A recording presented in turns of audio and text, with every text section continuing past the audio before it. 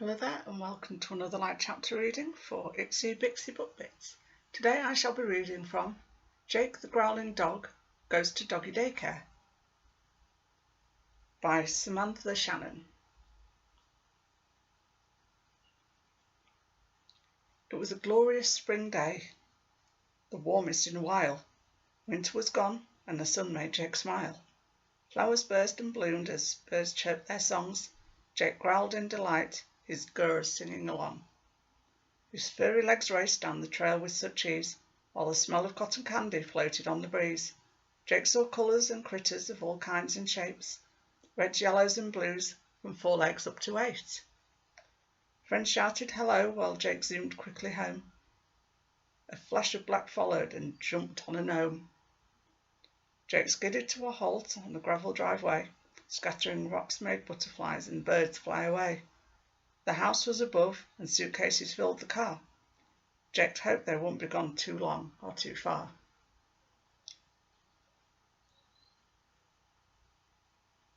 Neat launched off the gnome, squealing with surprise. "You're headed to daycare, Jake. Give me a high five." "What's daycare?" Jake growled with a tilt of his head. He figured he'd be watched by Molly instead. Neat jumped to the ground and grabbed Jake by his warm, squishy cheeks. "You've never been to daycare? How can that be?"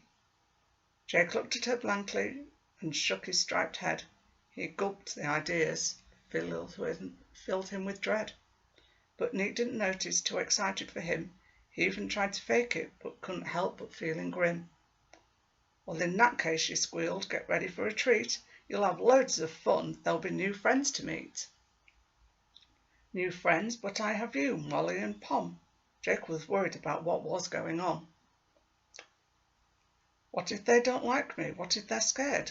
But Neat didn't answer. She just sat down and stared.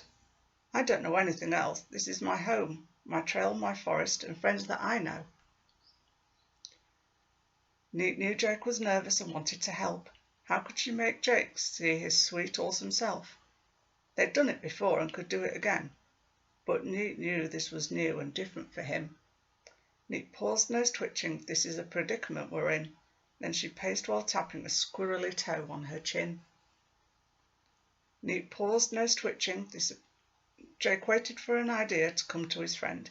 He knew it would happen. On Neat he could depend. A smile soon spread across the squirrel's fuzzy fat black face, and Jake knew Neat's plan was firmly in place.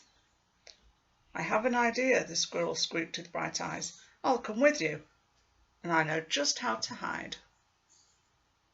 They ran to the pantry. They used each other to reach. Neat found the fluffy, sugary candy and began to eat. "I smell like you soon, and hide in your fudgy stripe. No one will suspect a thing. It will be all right." Jake nodded his head, thrilled by Neat's ingenious plan. Now he wouldn't be alone. He'd bring his best friend. "Now this doesn't mean that only you and I will play. You'll meet loads of new dogs and enjoy your stay." "But I growl while I play and I growl while I run. I growl when they meet me, they won't think I'm fun. I growl all the time and they'll run away like before." Jake began to worry and was scared even more. "Don't fear, my friend," Neat squealed with a smirk. "They'll all think you're outstanding. Trust me, this'll work." So later that day, Jake and Neat rode to daycare. The windows were open, the breeze ruffled their hair. The moving air calmed Jake as they approached this new place. He thought of those who loved him as the air hit his face. It gave him comfort. This wasn't so scary and strange. She reminded him of home, and soon his thoughts changed. "I think I can do this," Jake declared to his stowaway friend. "I've done new stuff before, and I feel my self-confidence again." "I knew you'd find your way," came a squeal from his back. "You've got this, so just kick back and relax." Doggy Daycare. The car stopped and Jake heard a loud thud. An answering meow followed through the window above. "I see we have a newbie," called a big cat from the roof. "You seem very worried. Is your tail always in a poof?" "It's always that way," Jake growled in response. The noise set the cat sailing. Jake knew he was the cause. Cats are always skittish, Neat said, patting Jake's fur. The dogs won't run like that furry chicken. Of that I'm sure. They climbed out of the car and trotted to the big red building. Jake's legs shook a little and his head was reeling. Listen, Neat whispered from her furry hiding spot. Just stay positive and smile. It will help you a lot. Jake heard woofs and yaps for every direction. He thought one even sounded sort of just like him. Dogs ran around playing in a big grassy yard. They were all shapes and sizes, from Chihuahuas to St. Bernards. They ran after balls, frisbees and squeaky toys. They got muddy and wet while making all sorts of noise. Jake growled in anticipation. He couldn't wait to go play. His voice would just blend in, and the thought made his day. A woman stood at the entrance, waving in delight. Welcome to Doggy Daycare, Jake. You'll love your 2 nights. Jake wagged at her happily and howled to the sky.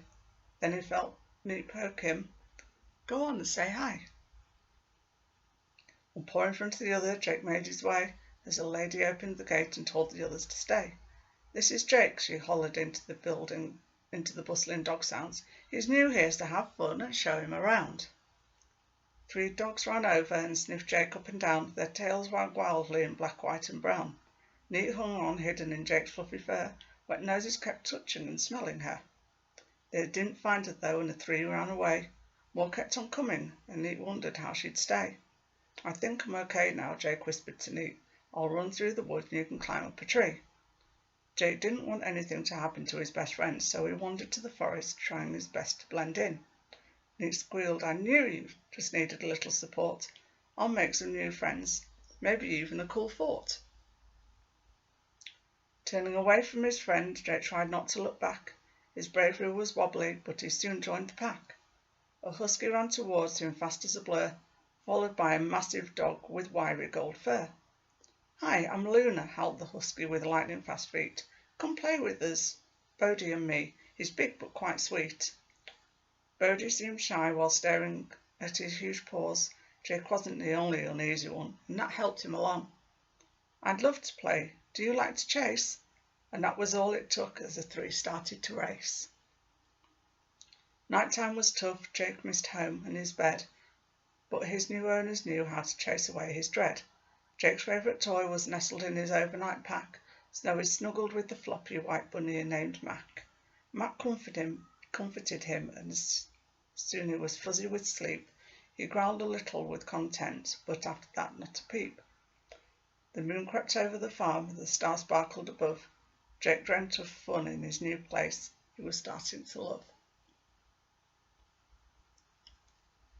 I hope you enjoyed the first part of that story and that you'll go check out the book. Thanks very much. Bye-bye.